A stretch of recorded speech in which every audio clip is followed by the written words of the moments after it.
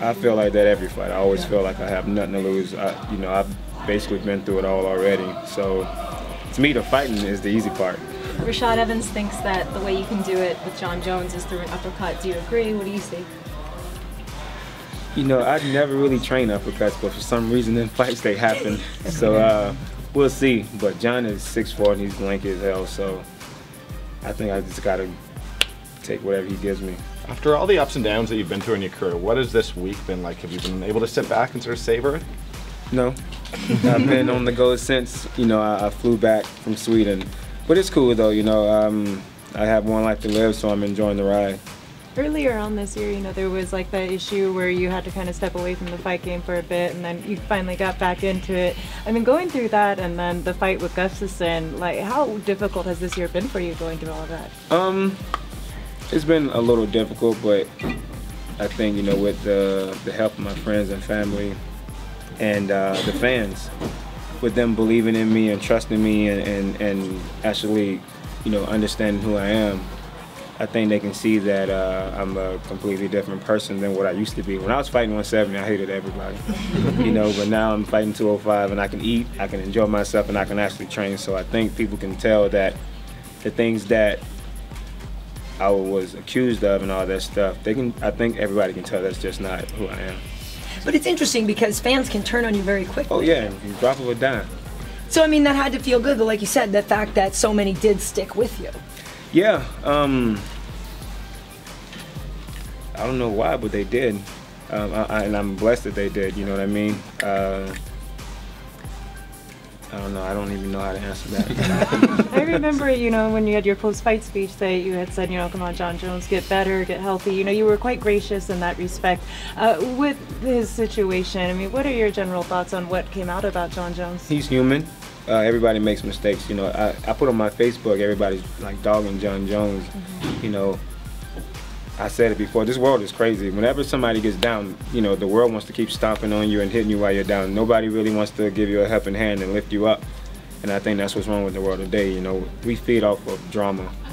And I do hope Jon gets better and he comes back strong. You know, I just want to know what person in this room can say that their life has always been perfect. You know what I mean? If you can show me one person in this whole world that their life has been perfect, I would love to meet them. We all make mistakes. So like I said, nobody's perfect. Who are you training with in order to train for somebody like Jon Jones? I haven't started my training camp yet, so I can't answer that. Is the fight date set in stone? Not yet, not yet. With that said, you know, there's uncertainty there. How are you approaching that, not knowing exactly when you're going to have this match? Just like I'm approaching every fight. Just enjoy myself and train when I need to train. But right now, I'm still on the treadmill running and making sure my cardio stays where it is. So Anthony, leading up to your fight with Gustafsson, you told us that, you know, you weren't trying to win over any Swedish fans, but despite that, you managed to do so through your demeanor and through your performance. Swedish fans have been calling you Humble Rumble. What's it like to not only win, to score such a huge win, but also to score some Swedish fans? It's cool. I didn't ask for it, but I mean, if they want to join the team, that's fine with me. I'll take Sweden too. Rumble, you were joking a minute ago that you didn't like anybody when you were at 170. I didn't. I wasn't joking. Well, that's the whole thing. I mean, it's amazing because to look at you now, this looks to be such the exactly right place for you physically. And I know, again, we talked about this before, but how, like, truly, how did you do that? And how bad did it feel trying to get down to 170 pounds? It sucked. Yeah. The part that sucked the most, of course, missing weight, but I was missing training with the guys and stuff. I would be on the treadmill for an hour trying to lose 3 pounds, you know, with a full sauna suit on. That's no fun, you know, so I missed out on a lot when I was fighting at 170, so I am very happy that I made that decision to go to 205. You see a few young men like tonight, we have Gustafsson as well as Lineker who've missed the mark on their weight class. What would your advice be to them? Listen to your body, and you know, Gustafsson is a wrestler. It seems like, I think he's a wrestler. Yeah. Yeah. With wrestlers, we have this mentality that, you know, you lose as much weight as you can because you'll be bigger, faster, stronger. This isn't high school anymore. This isn't college. This is the real deal, and you can't lose weight like that because, you know, in college you have what I think is for the first round is like 2 minutes, and the next 2 rounds is like 3 minutes. that's nothing compared to MMA, in my opinion. You know what I mean? It's totally a different pace and everything else. Your body can't take that. So just listen to your body and go up in weight. It's just the best thing for you. You were saying that like basically mood affects performance. Can you talk a little bit about mood and performance? As far as mood? Yeah, like how you feel, so that how that affects how you train. Yeah, you feel like crap whenever you got to lose so much weight. I just get straight to the point. You feel like absolute crap, you know? And like I said, you hate everybody when you got to lose that much weight. And you definitely miss out on a lot. You miss out on a lot of training. You can't learn near as much. You know, when I was fighting at 170, I was just an athlete that kind of knew how to fight. Now I'm an athlete that actually knows how to fight. So that all goes to just going up in weight and listening to my body. Plus, you know, I got tired of disappointing you guys. I got tired of you guys writing articles about me, talking about me losing weight. It wasn't fun to read, you know, but it comes with the territory. So, you know, they'll get the hang of it pretty soon. Fighters aren't always known for, you know, listening to their bodies, though. Do you think that there needs to be stuff in place to make sure that fighters are having safe weight cuts and the guys who are missing consistently are forced to? No, they're going to do what they want to do. You know, it's part of growing up and maturing and just understanding. Considering the lows that you've had, you know, getting cut from UFC and some of the other, you know, accusations that were made, does that make this big 3-fight win streak in the UFC and the title shot all that much more sweeter?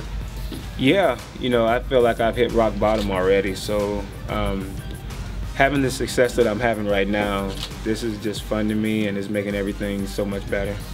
So you think getting cut kind of was a blessing in disguise? It was a straight blessing. That's all you can put it. When you watched the Cormier-Jon Jones fight and you watched Jon Jones' boxing, did you see things that you can exploit in that fight? I didn't look at it as a fight. I looked at it as a fan. I didn't pay attention because I wasn't fighting. You know, something Jones has been notorious for is trying to beat fighters at what their strong point is, what their strength is. How much do you think he'd be willing to stand and trade with you? I think he'll try. He's like GSP. If you're good at something, he'll definitely try and be better at it than you are. So I welcome him to it. What do you do? That's fine with me. That's more exciting for the fans. What do you do for fun? How do you try to unwind during all of this? I used to have motorcycles, then I sold them because I started focusing more on my career. I'm a homebody now. I don't do nothing. Go home, watch TV, and eat potato chips all day. So what's up with Rashad? You know, we had a fight scheduled, and then that got taken off the books. How's he doing, and how's his training coming along? He's good. He's still hopping along, you know, working on his knee more and more, but he's in the gym doing what he can. He was actually excited for his fight. I was, what, 2 or 3 weeks away from my fight, and he came in, and I think he had just started this camp, and this dude is like 225, 230 pushing me around, and I'm like, come on, dude, like, you gotta fight. It's so far away. Why are you trying to go so hard? But he was definitely motivated to get in shape and come back. He definitely wants to make a statement when he comes back. One of the things you did really well in Gustafsson fight was sort of cutting off the cage. You know, you didn't let him use that distance. Is that something you're going to be working on, you know, especially much for the Jon Jones fight? I do that every fight. You didn't see Phil Davis? Well, yeah, but the results were pretty spectacular lately, though. Yeah, I mean, that's just what I do now. I just make sure I stay in people's face so they can't get away from me too much.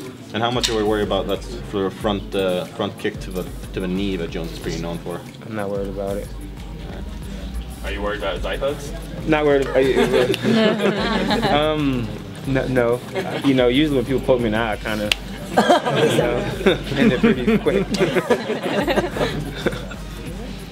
How does your body feel at 205? Now that you've fought quite a few fights at 205, compared to 170, you ever look back and say, why did I keep doing this? I say it every day. Yeah. But I don't regret going down to 170 because if I hadn't have fought at 170, I probably wouldn't be in the position that I'm in right now. People probably wouldn't know who I am, you know, because at 170 I was just huge. The biggest 170 probably you'll ever see. Then I kept missing weight, so you got 2 reasons why you know me. And but it's night and day between 205 and 170. I feel amazing at 205. I'm happy. Like I said, I can eat. I can enjoy myself now. Life is just beautiful. You mentioned before they hit rock bottom before coming to this, you know, highest high. A lot of fighters, they get there, you know, they hit that rock bottom for different reasons. What advice would you have for them? They just got to stop giving up and have a good support system.